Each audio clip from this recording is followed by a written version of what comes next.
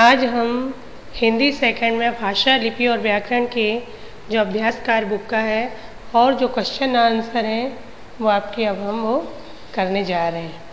देखिए, सबसे पहले आपका क्वेश्चन है कि आपके विद्यालय में कौन कौन सी भाषाएं पढ़ाई जाती हैं, उनके नाम लिखिए। तो सबको पता है कौन कौन सी भाषाएं पढ़ाई जाती हैं। तो सबसे पहले हिंदी,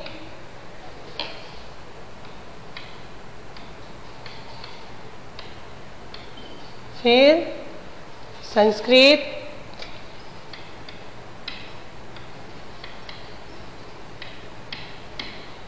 और अंग्रेजी, ये भाषाएं आपको पढ़ाई जाती हैं।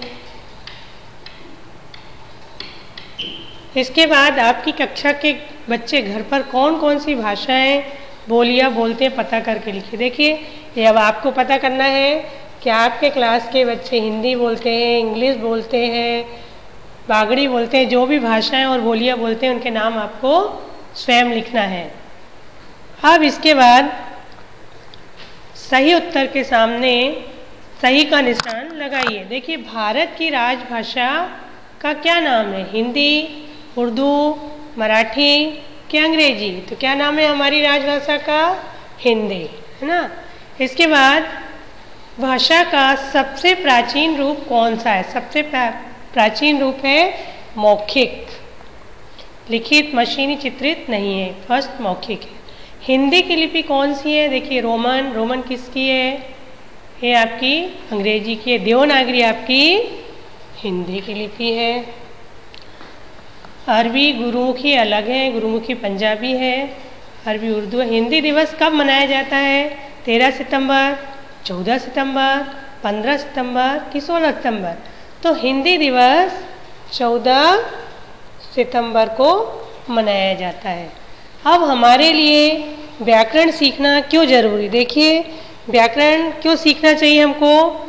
क्योंकि इससे जो हम सही लिखना सीखते हैं ना, तो जो प्रत्येक भाषा के अपने कुछ नियम होते हैं, तो ये वो नियमों की जानकारी हमें व्याकरण के माध्यम से ही मिलती है।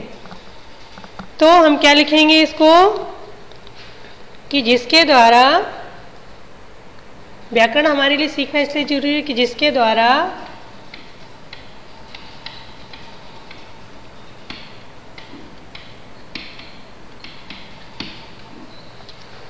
हम भाषा को शुद्ध रूप में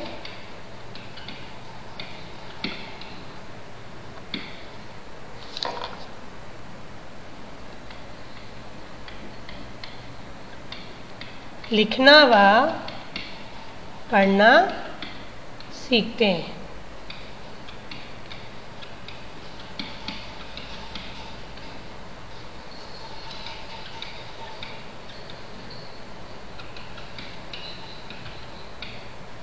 ठीक है, आपके क्वेश्चन आंसर हो गए। इसके बाद आपको कुछ क्वेश्चन आंसर दिए जा रहे हैं। जो मैंने आपको पाठ पढ़ा दिया है, तो आप वो पाठ को पढ़ेंगे और आपके बुक में भी है, तो आपको आंसर ढूंढकर लिखना है। देखिए, सबसे पहला क्वेश्चन है भाषा किसे कहते हैं? तो आपको पता होना चाहिए, जो आदान प्रदान होता है भाषाओं का वही है। समझ गए? तो जो हम समझते हैं भाषा मतलब पढ़कर लिख के सबको मालूम है, ये आपको अपनी कॉपियों में लिख लेना है। मतलब जिसके द्वारा हम बोलकर, सुनकर, लिखकर, पढ़कर अपने मन के भाव या विचार व्यक्त करते हैं। इसके कितने रूप होते हैं? 2। नाम लिख दो, मौखिक और लिखित। मौखिक व लिखित भाषा की परिभाषा लिखिए। मौखिक किसे कहते हैं? जिसमें व्यक्ति बोलकर अपनी भाषा को व्यक्त करता है, लिखित में लिखकर। अब लिपि किसे कहते हैं? लिखने के ढंग को हम लिपि कहते हैं। जो सबका अपना मतलब ध्वनियों को जिन चिन्हों के द्वारा प्रस्तुत किया जाता है वो लिपि है। अब मातृभाषा किसे कहते हैं? जो बच्चा अपने परिवार से सीखता है वो मातृभाषा है। अब इसके बाद आपके राष्ट्रभाषा है ना। तो राष्ट्रभाषा किसे कहते हैं? जिसमें देश के जो अधिकतर निवासियों द्वारा बोली जाती है वो राष्ट्रभाषा। और राजभाषा क्या होती है? जिस भाषा में सरकारी कामकाज किया जाता है। और व्याकरण क्या है? ये सभी जानते हैं कि भाषा के शुद्ध व अशुद्ध प्रयोगों पर ध्यान देना। प्रत्येक भाषा के कुछ नियम होते हैं और नियमों के व्याकरण द्वारा जानकर भाषा को शुद्ध लिखना और बोलना सीखा जा सकता है व्याकरण।